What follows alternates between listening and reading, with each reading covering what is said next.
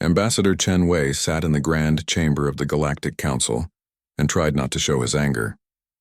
This was the 47th time he had come here to complain. 47 times in 3 years. Each time the other aliens looked at him like he was a child bothering adults with small problems. The chamber was huge. It had seats for representatives from 200 different worlds. Most of the seats were filled with creatures that looked nothing like humans. Some had scales, some had fur, some looked like floating clouds of gas. But they all had one thing in common. They all thought humans were weak. Chen stood at his podium and began to speak. His voice was calm and polite as always. "Honored council members," he said, "I must again report attacks on human ships.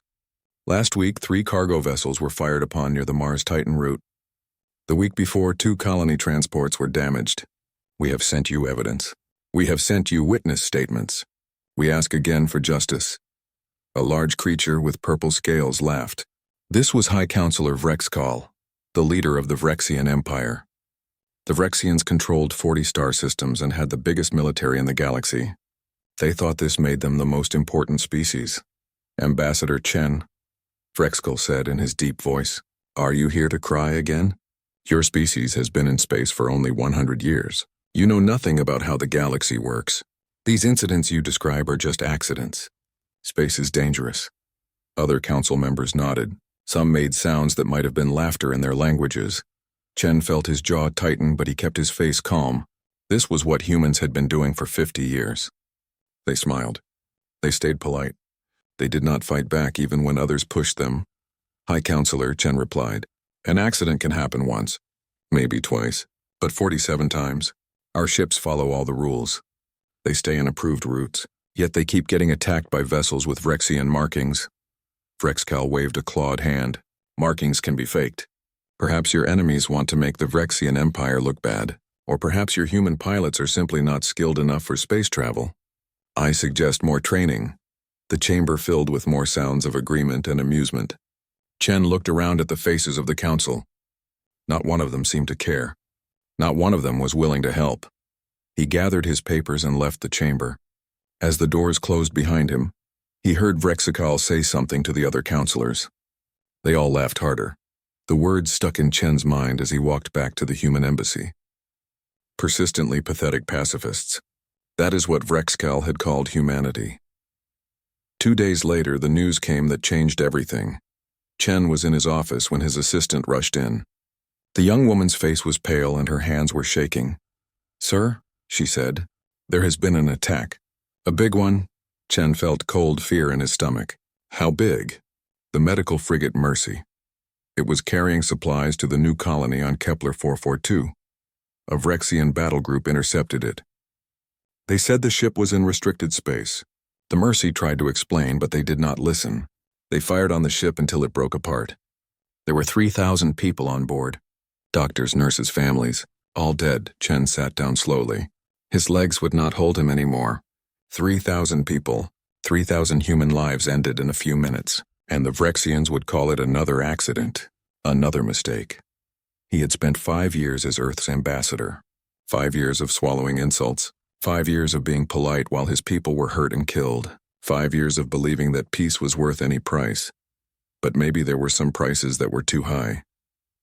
Within an hour, Chen received a message. The Earth government was calling an emergency meeting. All military leaders and top diplomats were ordered to attend. The meeting would be held in the war room deep under Geneva.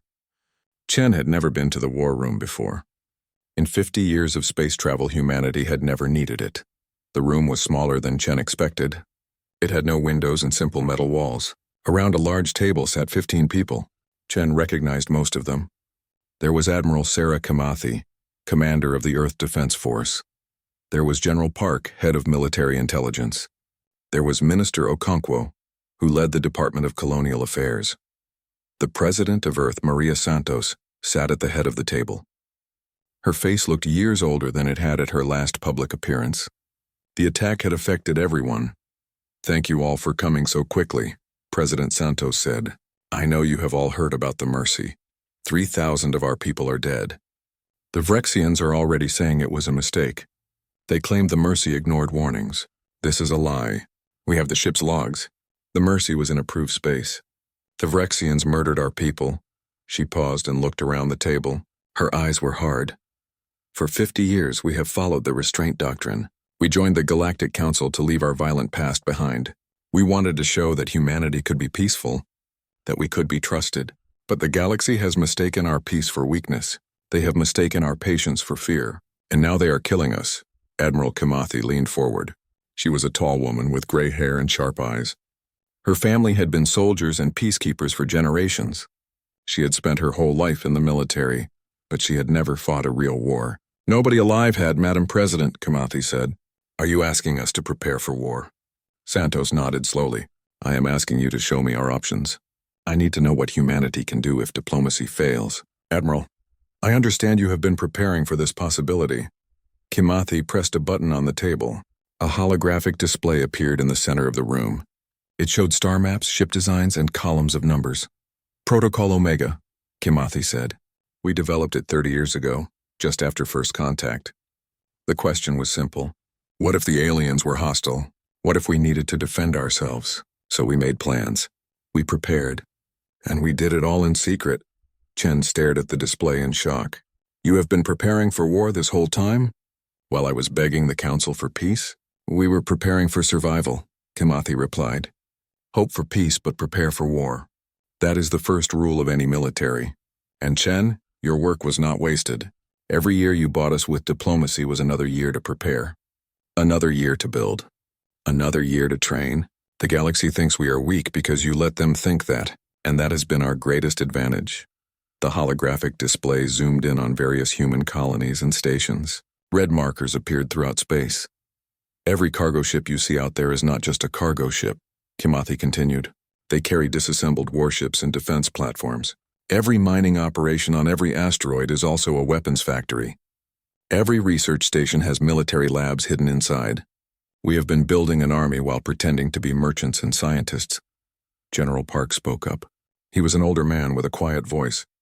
The other species have not studied our history. They know we had wars, but they think we left that behind. They do not understand what humans are capable of when pushed too far. They have never seen what we can do. President Santos looked at each person at the table. I need a vote. The restraint doctrine has kept us peaceful for 50 years, but it may have also made us targets. If we suspend the doctrine, if we show our true strength, there is no going back. The galaxy will fear us. Some species will hate us. But maybe, just maybe, they will stop killing us. All in favor of suspending the restraint doctrine? One by one, hands rose around the table. Last of all, Chen Wei raised his own hand. The diplomat who had spent years begging for peace was now voting for war. His hand shook, but he did not lower it. The vote was unanimous. Then it is decided, Santos said. Admiral Kimathi, activate Protocol Omega. Ambassador Chen, you will return to the Galactic Council one final time. You will deliver our ultimatum. Tell them exactly what we have told each other here today. Tell them to stop attacking us or we will stop pretending to be polite.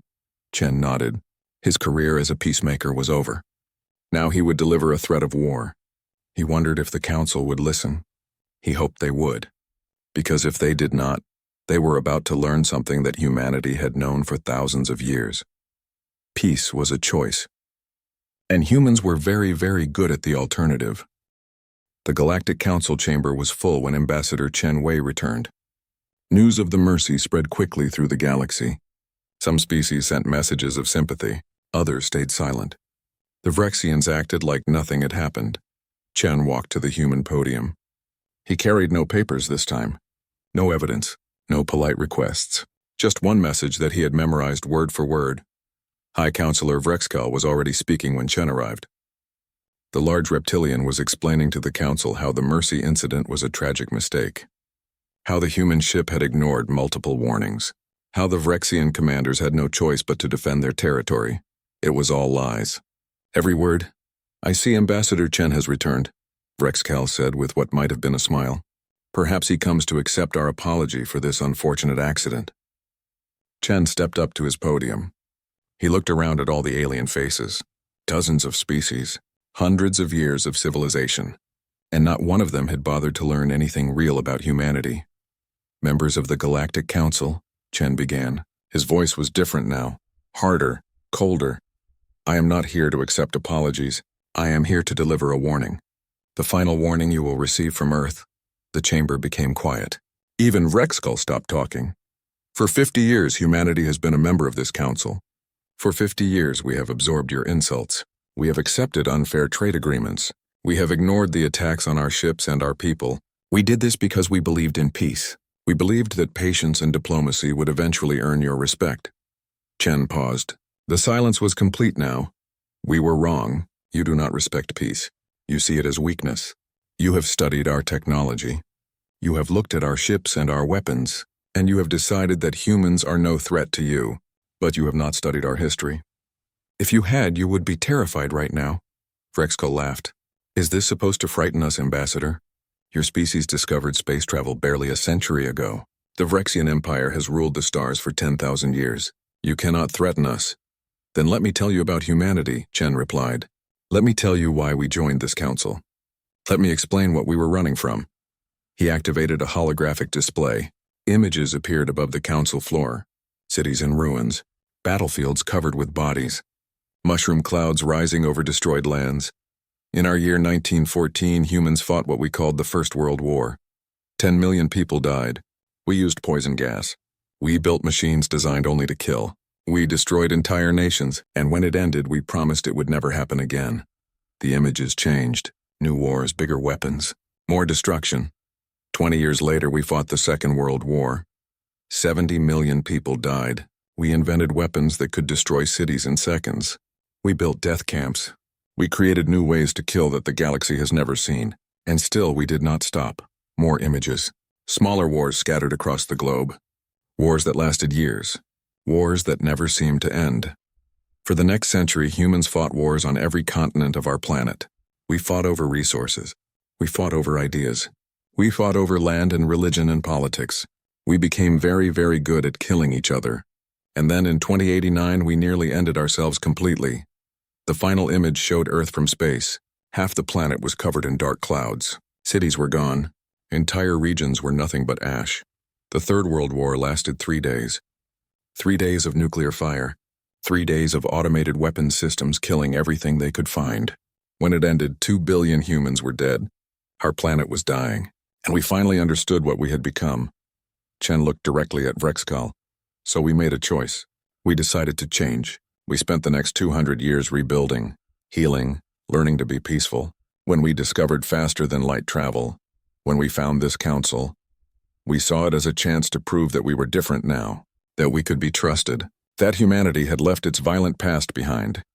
He turned to address the full council again. We created the restraint doctrine, a promise that we would never return to what we were, that we would choose peace even when others chose violence. For 50 years we have kept that promise, but you have mistaken our restraint for inability. You think we are weak because we choose not to fight. You are wrong. The images disappeared. Chen's voice became very quiet. Everyone in the chamber had to lean forward to hear him. The restraint doctrine is now suspended. Earth's government has authorized me to deliver this ultimatum. Stop attacking human ships. Stop killing human people. Stop treating us like we do not matter, or we will show you what humanity was before we decided to be polite. Rexkull stood up. His voice boomed across the chamber. You dare to threaten the Vrexian Empire? You dare to threaten this council? Your species has 12 colony worlds and maybe 500 warships. We have 40 star systems and 10,000 ships of war. If you want to fight humans, we will be happy to provide one. Chen smiled. It was not a friendly smile. 500 warships. Is that what your intelligence says we have? High Counselor, your spies are not as good as you think. We have been in space for 100 years. In that time, we have built 12 colony worlds that you know about. We have registered 500 warships in our official fleet. We have followed every rule and every treaty. And while we were doing all of that, we were also preparing for this exact moment. He activated the display again. This time it showed human space, but it looked different. Red markers appeared everywhere. Hundreds of them. Thousands. These red markers are military installations, hidden bases, secret shipyards, weapons platforms. Every cargo ship that you thought was harmless carries disassembled warships. Every mining station is also a factory. Every research outpost has soldiers. We have spent 50 years building an army. While you thought we were building a peaceful civilization, We did both. The council chamber erupted. Dozens of species began talking at once. Some were angry. Some were frightened. Some were demanding proof. Chen raised his hand. The chamber slowly became quiet again.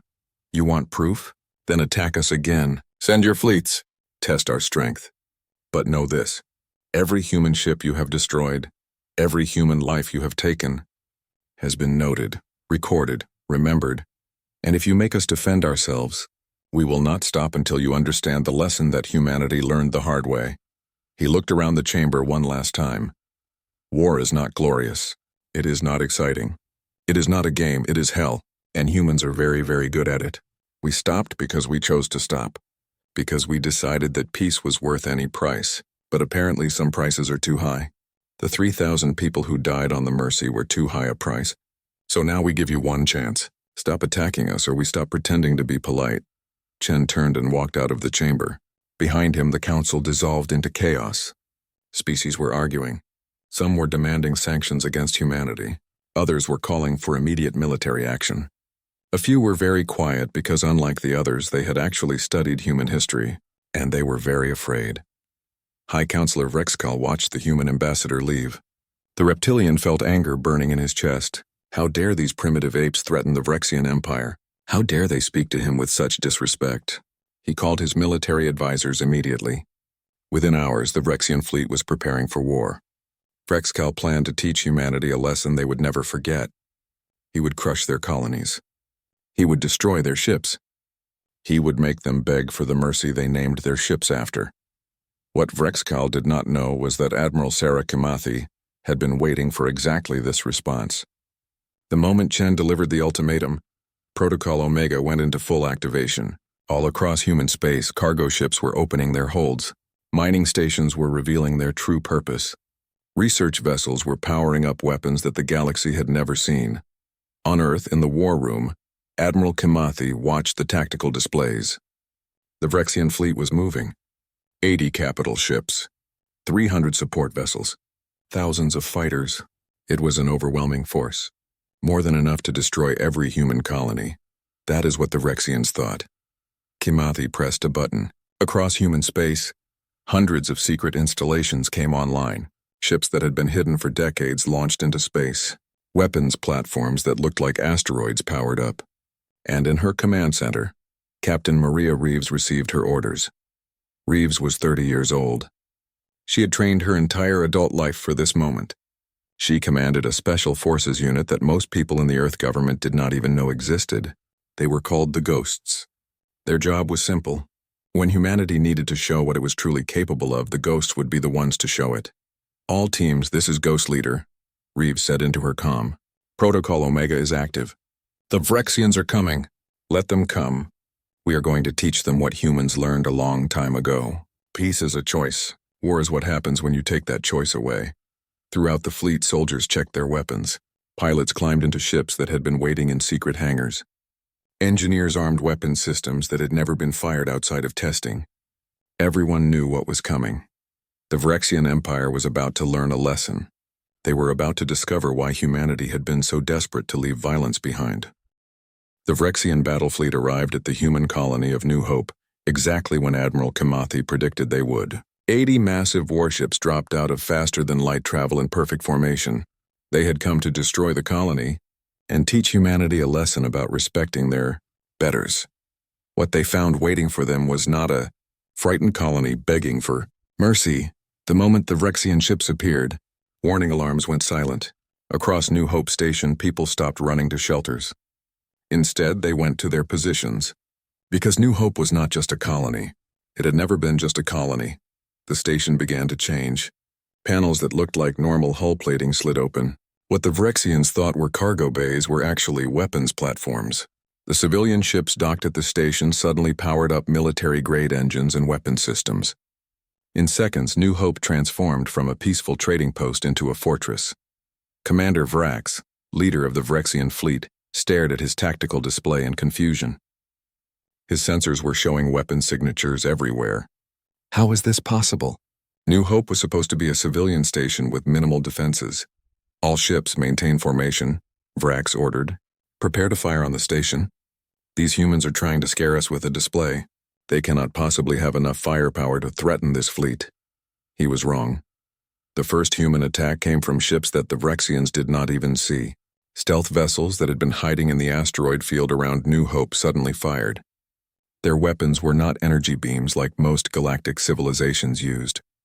They were solid projectiles, moving at a significant fraction of light speed. The Vrexians had shields that could stop energy weapons easily. But shields did not stop solid matter very well, especially when that matter was moving so fast. The kinetic missiles slammed into 3 Vrexian ships before anyone could react. The ships did not explode dramatically. They simply ceased to exist. One moment they were there, the next moment they were clouds of debris. "Return fire," Vrax screamed. "Find those ships. Kill them!" But the human ships were already gone, disappeared back into the asteroid field. The Vrexians fired anyway, destroying asteroids but hitting nothing important. Then the real attack began.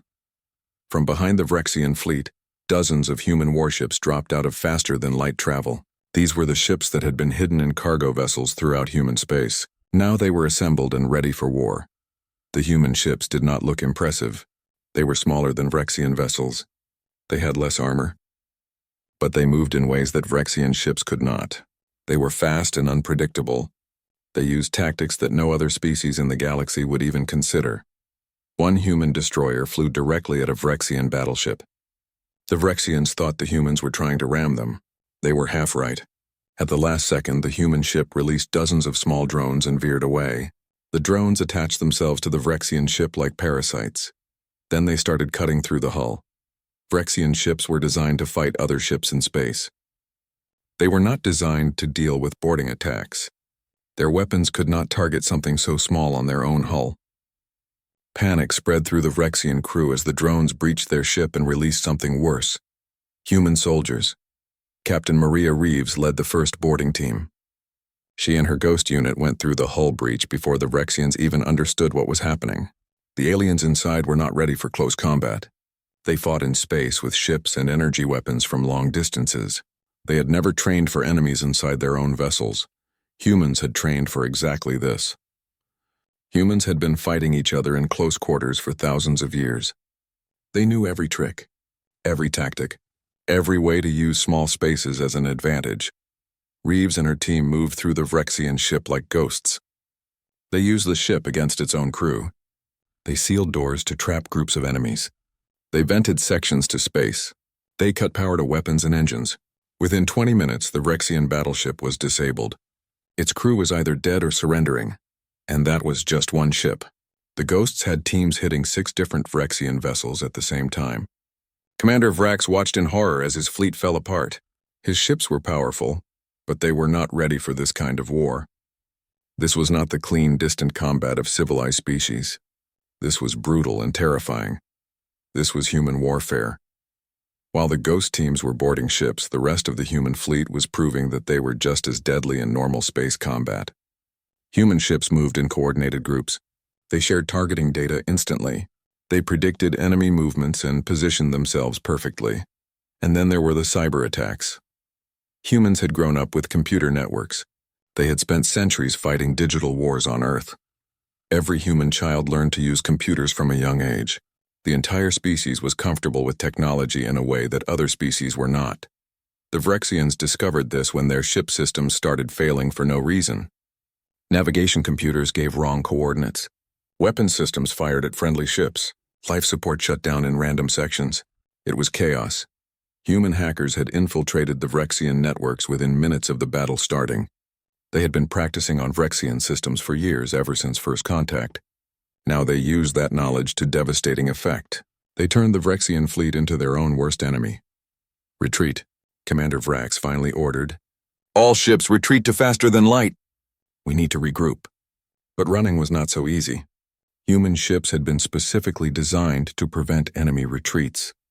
They launched thousands of small mines into the space around the Vrexian fleet. The mines were not powerful enough to destroy a ship, but they were enough to damage faster than light drives. Ships trying to escape found their drives failing. They were trapped. The Battle of New Hope lasted 6 hours. When it was over, the Vrexian fleet was destroyed. 64 ships were completely gone.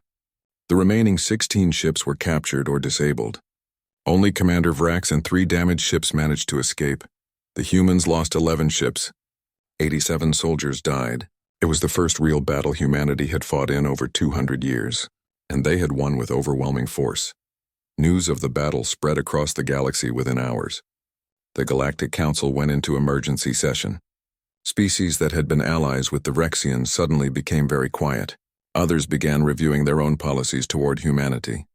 But High Counselor Vrexcal refused to admit defeat. He called the Battle of New Hope a minor setback. He claimed that Commander Vrax was incompetent. He promised that the next Vrexian fleet would crush humanity once and for all. He did not seem to understand that the rules had changed. The galaxy had always fought wars in certain ways. Ships fought ships. Armies fought armies. Everything was organized and predictable. Humans did not follow those rules. Humans fought to win by any means necessary. They used weapons the galaxy considered primitive.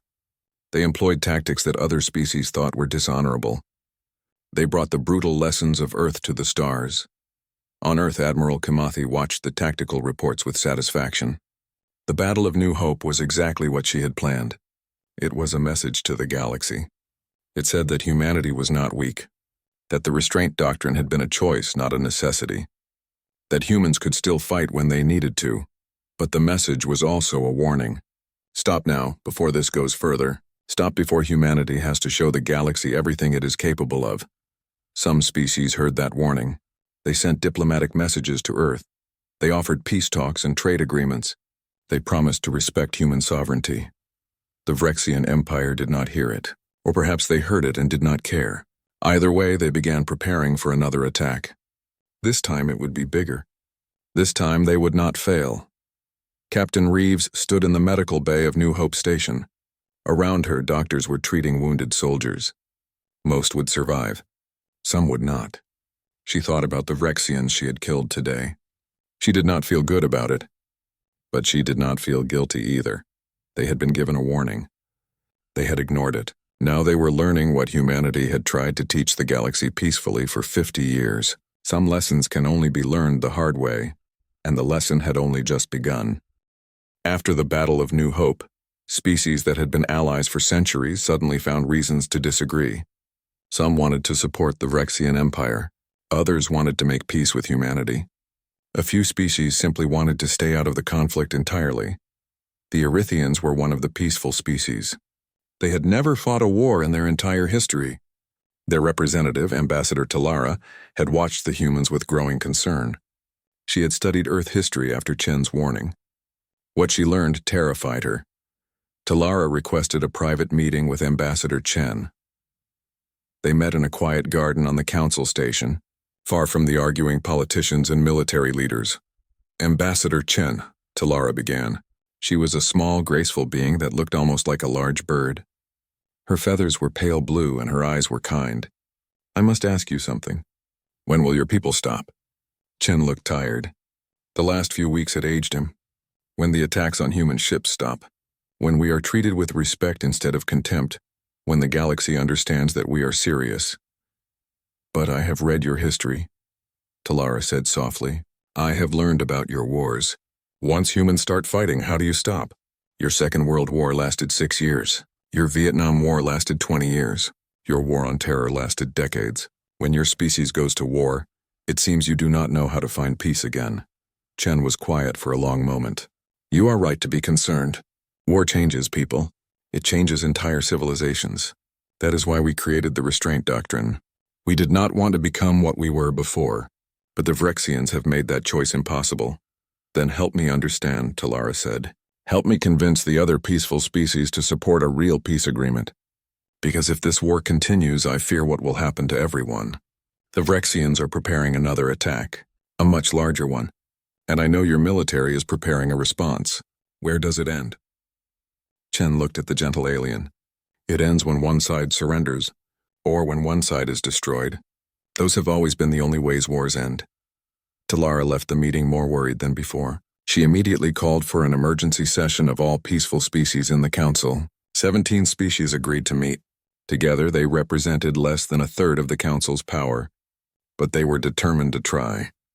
While diplomats tried to find peace, both militaries prepared for more war. High Counselor Vrexkull had assembled the largest fleet in Vrexian history. Over 300 capital ships, 2,000 support vessels, hundreds of thousands of soldiers. This fleet would not make the mistakes of the first one. This fleet would crush humanity completely. But he had made one critical error. He assumed that the Battle of New Hope showed him everything humanity was capable of. He thought he understood human tactics now. He believed his new fleet could counter human strategies. Admiral Kimathi knew better. New Hope had not shown the galaxy everything. It had shown them only the beginning. Humanity had weapons and tactics that had not been used yet, strategies that the Vrexians could not predict because no civilized species would ever use them. One of those strategies was happening right now, and the Vrexians did not even know about it. Deep inside Vrexian space, far from any battle, a small human ship arrived at a critical supply depot.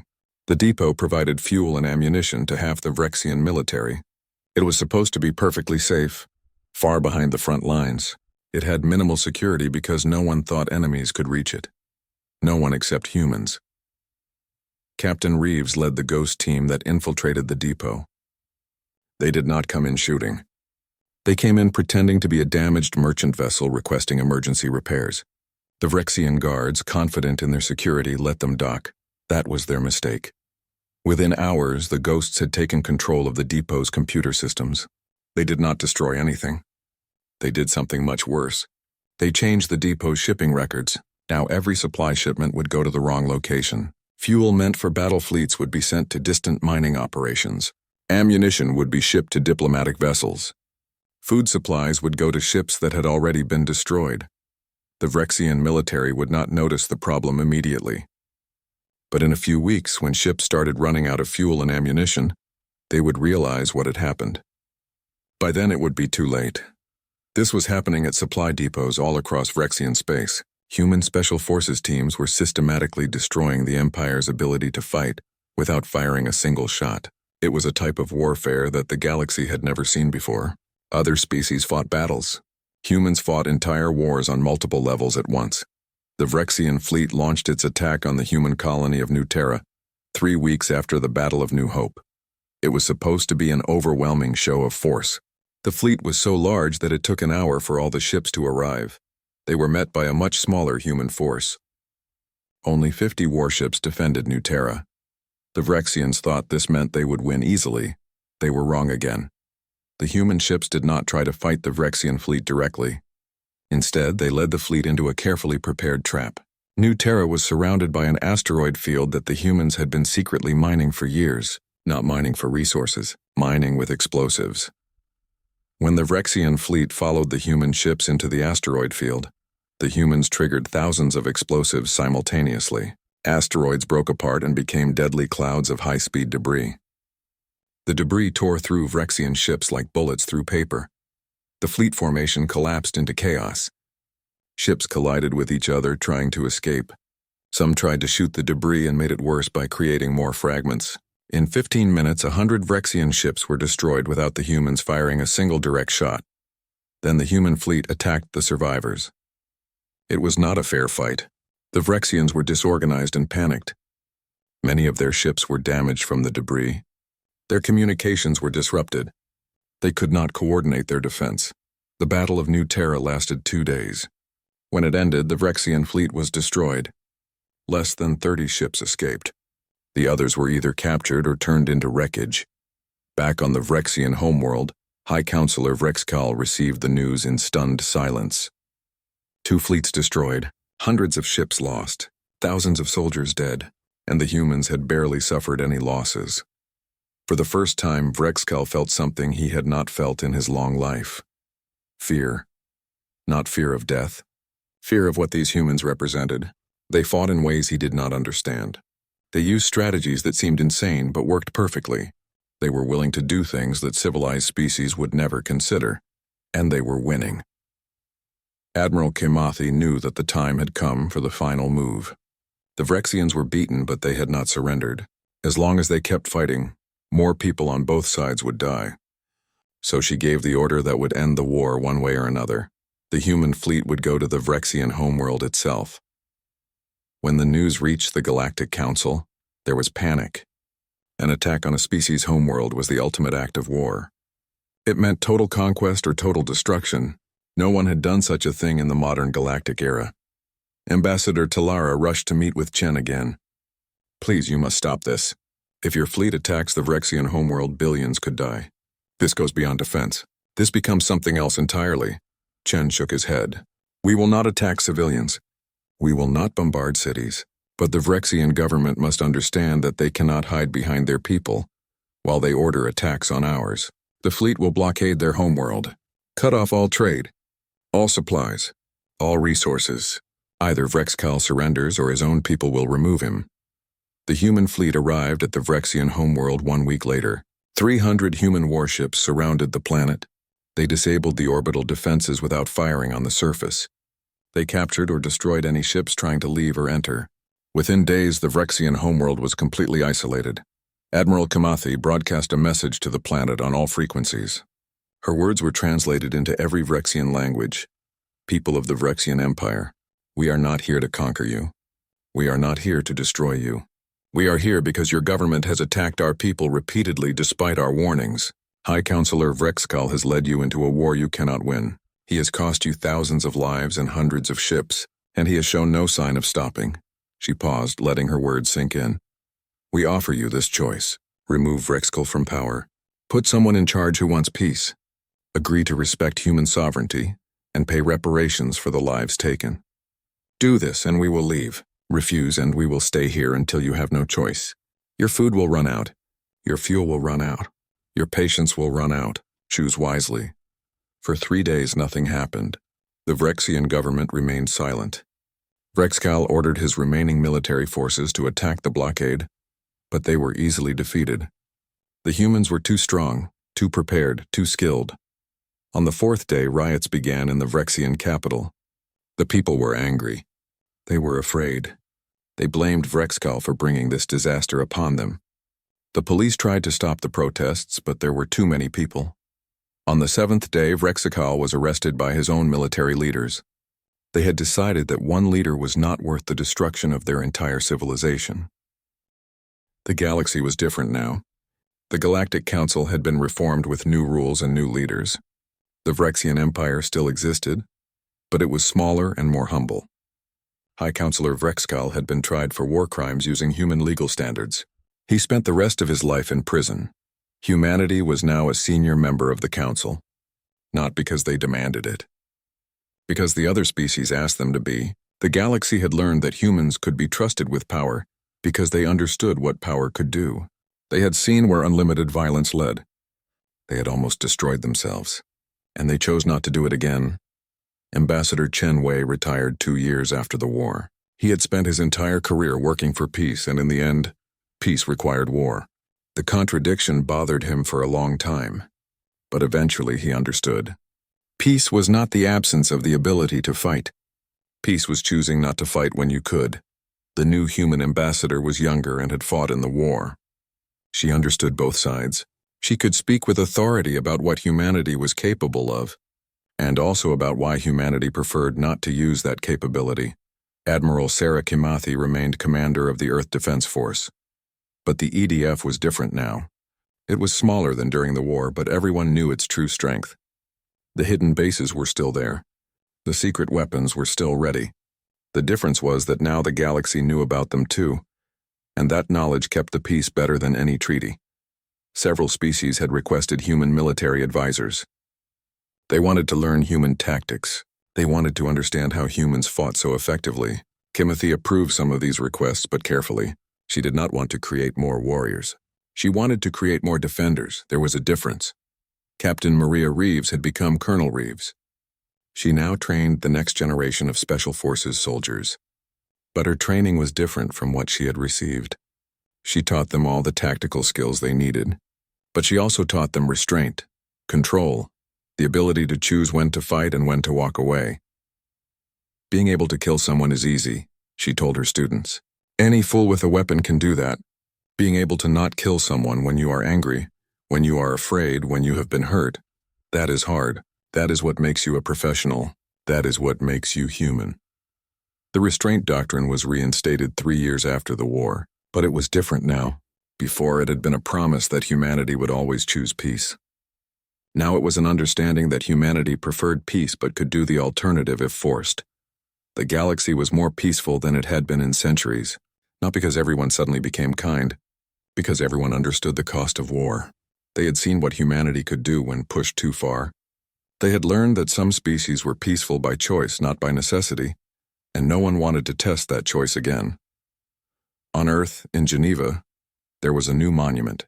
It listed the names of everyone who died in the war, humans and aliens both, because humanity had learned another lesson from their violent past. Everyone who dies in war matters. Everyone has a family. Everyone had a life. Even enemies Ambassador Talara of the Erythians visited Earth often. She and the new human ambassador had become friends. They worked together on peace initiatives across the galaxy. Talara had been afraid that humans would become addicted to violence again, that once they started fighting, they would not stop. She had been wrong. Humans remembered what war was like. They remembered the cost, and that memory made them the strongest advocates for peace in the entire council. One day, a new species arrived at the Galactic Council. They were aggressive and confident. They had powerful ships and advanced weapons. They looked at the other species with contempt. They reminded many people of how the Vrexians had acted 50 years ago. The new species was called the Korthax. Their ambassador stood before the council and made demands. They wanted territory. They wanted trade advantages. They wanted to be recognized as superior to other species. When some species objected, the Korthax ambassador laughed. "We have conquered 12 worlds," the Korthax said proudly. "We have the strongest military in our region of space. You will give us what we demand or we will take it." The council chamber was silent. Many species looked nervous. A few looked angry, but most looked at the human ambassador. She stood slowly. She was calm and her voice was quiet. But everyone listened. "Welcome to the Galactic Council," she said. "I am Ambassador Sarah Chen representing humanity. Before you make any more demands, I strongly encourage you to do something. Study our history. Study what happened the last time a species thought they could threaten others in this council." The Korthax ambassador looked at her with amusement. "Are you threatening us, human? You look so small and weak. Why should we fear you?" Chen smiled slightly. It was not a mean smile. It was sad, understanding, the smile of someone who had seen too much. "I am not threatening you. I am trying to help you avoid making a terrible mistake. You see, humanity has a unique position in this galaxy. We are the only species that almost destroyed itself with war. We know what violence can do. We know how far it can go. We know the cost." She looked around the council chamber. Every species was watching her. "We came to this council 50 years ago hoping to leave that past behind. We wanted to prove we could be peaceful, and we can be. We prefer to be. We have built an entire civilization on second chances and choosing the better path. But we also remember how to do the other thing."